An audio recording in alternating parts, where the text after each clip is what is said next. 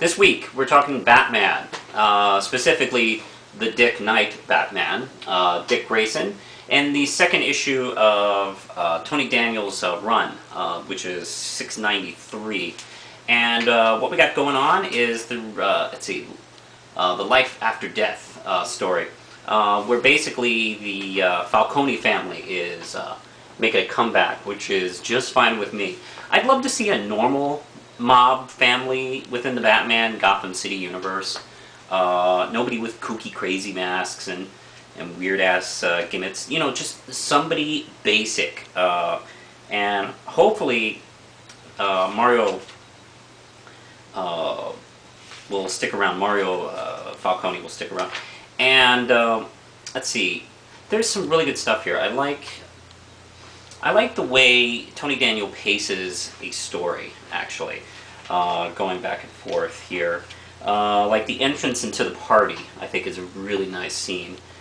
And the Huntress comes back. God, we see a lot of people. We see Huntress, Riddler, and at the end, I guess I don't want to spoil it, but you know what the hell.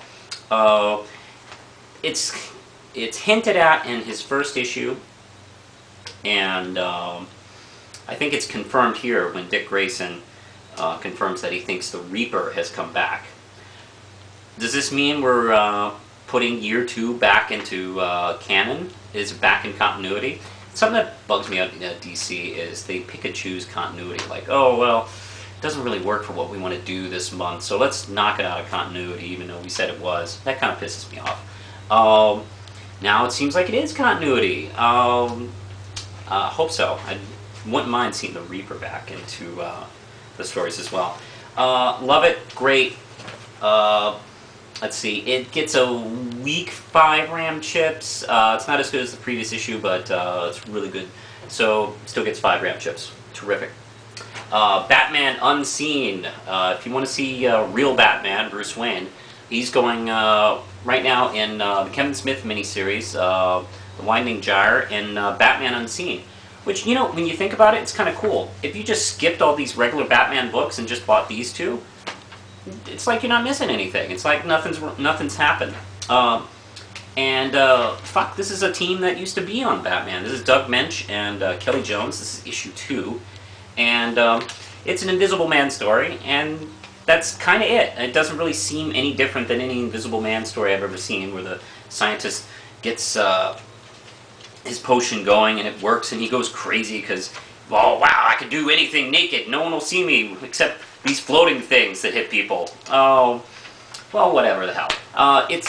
The dialogue's pretty crisp and the art is just outstanding, which is the only reason really to buy it. I mean, I love Kelly Jones' work. It's not realistic, granted, fine, whatever, but it's still beautiful to look at. I also loved his chapter headings that have Batman in kind of creepy and almost cute kind of poses and shots. It's very funny. If you're missing good old-fashioned creepy Bruce Wayne Batman stuff, this is it. This is 4 RAM chips. And Madame Xanadu, this is issue 16. Matt Wagner, and he's being rejoined by regular artist Amy Reeder Hadley. And this is the beginning of a new story arc. And actually, Madame Xanadu herself doesn't show up until the end. The story mainly pays attention to, I think her name is Betty, and she has some weird shit going on in her life. It's 1957, I think it is. Yeah, 1957. She's just a regular housewife, 1957, so you know how awesome that is. And she has this weird shit where her skirt starts flying up for no reason. And then her hair starts floating, and then she starts floating. And it's kind of funny at first, but it gives you the idea that it's really kind of driving her mad. It's kind of, when you think about it, would be scary. And she's slowly changing. Not changing into a monster or anything, but changing into a different person. Her eyes, her hair color, she's even growing. Then, her nails become like razors. And then she starts spitting up bugs. And that's kind of all she does for a while. So at the tail end of this issue, you're really feeling bad for her. she goes to Madame Xanadu for help, and she thinks someone's attacking her with magic. And we'll find out who that is and why. Excellent so far, 5 round chips. And Transformers All Hail Megatron, issue 15. We're still doing the split kind of short stories. And to be honest, I'm not sure why we're continuing under the All Hail Megatron subtitle. I'm not really kind of crazy about that. I'd rather just call these Transformers Spotlights. But hey, you know, it's there. I just read today that IDW is finally getting an ongoing Transformers series. So yay! Can't wait.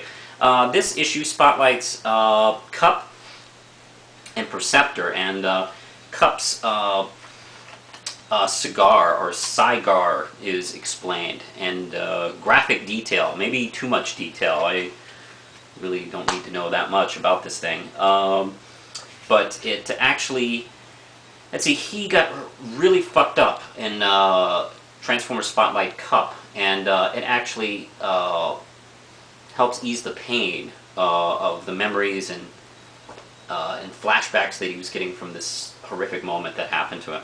And also, while he's being repaired, we learn that Prowl has sort of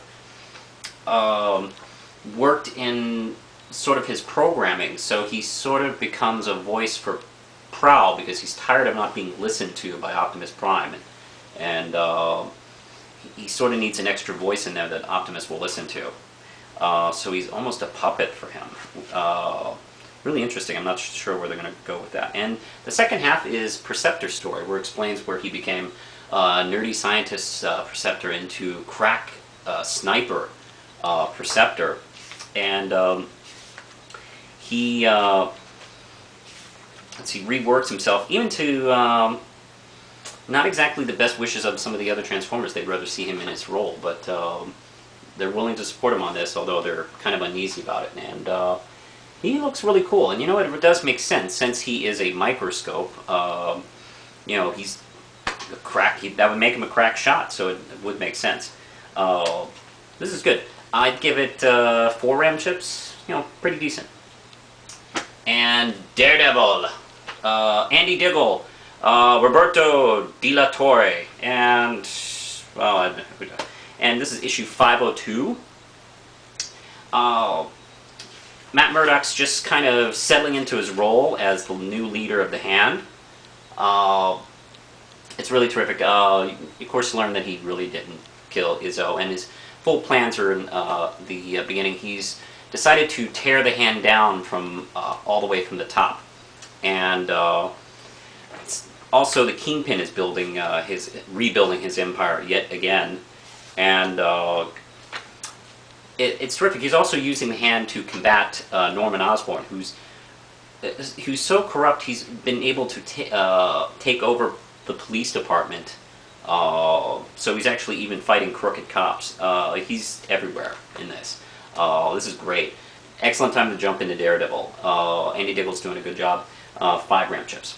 And lastly, the New Avengers, issue 58. We deal with Luke Cage having a heart attack, and yeah, it's the only person who can save him is Norman Osborn, who has that power disruptor. So there's a lot of tension going on, and the Avengers has to leave their man behind, and in hopes that he'll take care of them. Pretty good action stuff, pretty intense stuff here. I liked it. It's Brian Michael Bendis, of course, and Stuart Eminem, and the Jessica Jones scene is pretty heart-tugging, where she realizes that they left him behind, and she's pretty upset. Good work. I'd say 4 RAM chips. And that's it, so push the button and see.